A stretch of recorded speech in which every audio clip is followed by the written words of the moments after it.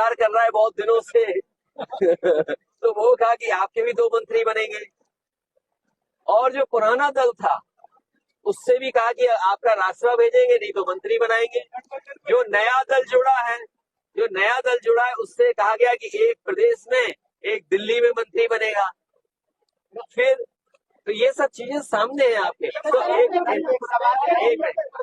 फिर बीजेपी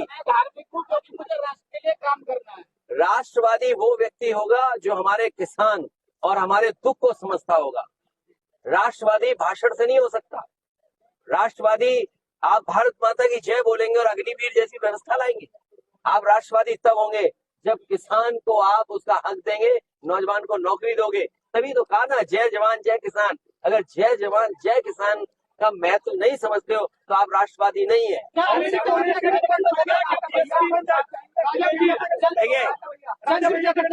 देखिए, जो आना चाहे स्वागत है सबका, क्योंकि बीजेपी ने सबको वादा किया मंत्री बनाने का। कांग्रेस से गठबंधन हो गया क्या? मायावती या आजाद समाज पार्टी से गठबंधन होगा? देखिए, ये इंडिया गठबंधन की कई बैठक हो चुकी हैं और कई बैठकों में और कई मौकों पर आप जो सवाल पूछ रहे हो पूछे जा चुके हैं। उस पर अब आगे कोई बात नहीं होगी। चंद्रशेखर, आप लड़ सकते हैं या अपनी पार्टी? अरे वो हमारे यहाँ है, हम देखेंगे क्या करना है या पार्टी से राय ले लेंगे क्या करना है। कह तो दिया, तुमने सुना नहीं? जितने गठबंधन दल है उन सबको बीजेपी ने कहा है कि आपके 2 मंत्री बनेंगे। आप बताइए कैसे मंत्री बनेंगे सब? तो जो मंत्री नहीं बनेंगे वो नाराज होंगे, उन सबका सहयोग समाजवादी पार्टी लेगी।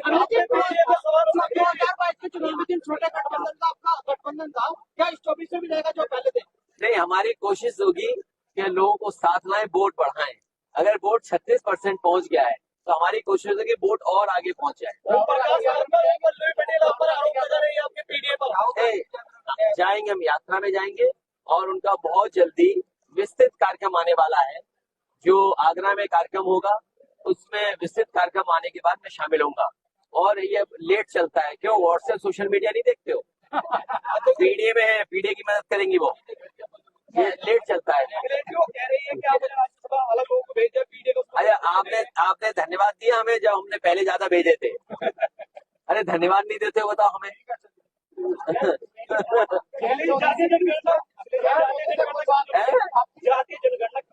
इसलिए जरूरी है कि आपको पता लगे कि कौन कितना समाज में है। कम से कम उन्हें हम संविधान के तहत, जो बाबा साहब भीमराव अम्बेडकर जी ने संविधान बनाया, तो जो हमारे दलित भाई हैं उनको आबादी के हिसाब से हक और सम्मान मिल रहा है। आदिवासी हैं, उन्हें भी हक और सम्मान आबादी के हिसाब से मिल रहा है। तो जब विशेष अधिकार की बात हो तो मैं समझता हूँ हर समाज के लोग चाहते हैं कि जाति गणना हो जिससे उन्हें मौका मिल सके, बराबर का अधिकार मिल सके। अरे कोई वापस आएगा हम ले लेंगे। नहीं, मेरी बातचीत हुई, लेकिन वो हमारे संबंध उनसे खराब नहीं है। हमारी जो बातचीत है वो तो रहेगी और संबंध रहेंगे, लेकिन हमारा अगर साथी ला सकता है किसी को तो हम तो सबको स्वागत कर रहे हैं। अभी भी हम पे 63 सीटें हैं, लेकिन 2 बढ़ा के 7 बढ़ा। मुजफ्फरनगर में समाजवादी कार्यकर्ताओं में गुटबाजी है, आज भी वहाँ पे हुई है। तो क्या हो गया, कंपटीशन होगा, उसमें क्या दिक्कत है? पहले अनिल रॉय जी को धन्यवाद दूंगा कि उन्होंने अपने पारिवारिक कार्यक्रम में मुझे याद किया। मैं इनके परिवार का धन्यवाद देता हूँ और जो बच्चे अपना जीवन आगे बढ़ाएंगे उनको मैं पूरे जीवन भर के लिए शुभकामनाएं देता हूँ। जहाँ तक सवाल राजनीति का है, जो सरकार डबल इंजन का दावा करती है और भारत की अर्थव्यवस्था दुनिया में 5वें नंबर का दावा करती है, विश्व गुरु बनने का दावा करती है, कोई गांव शायद ही बचा हो जिसमें विकसित भारत यात्रा को लेकर के संदेश न पहुंचाने का काम किया हो। और कहने को ये कहते हैं कि अमृत काल है। अगर ये अमृत काल है, आप दुनिया की 5वीं अर्थव्यवस्था बन गए हैं, हमारा किसान क्यों धरना दे रहा है? किसान क्यों दुखी है? किसान क्यों परेशान है? किसान क्यों ट्रैक्टर लेकर के, अपनी ट्रॉली लेकर के, और क्यों किसान अपने सब कुछ बांध करके दिल्ली के पास जा रहा है और दिल्ली कोई उनको जवाब नहीं दे पा रही। और तब जब यहाँ के नहीं बल्कि पूरे देश के चौधरी चरण सिंह जी किसानों के सवाल पर और गरीबों के सवाल पर सबसे मुखर थे, उनको सम्मान दिया भारत रत्न से, स्वामीनाथन जी को भारत रत्न। और उसके बाद सरकार ने कहा था कि आय दोगुनी होगी। क्या किसान अपनी फसल की आय दोगुनी पा रहा है?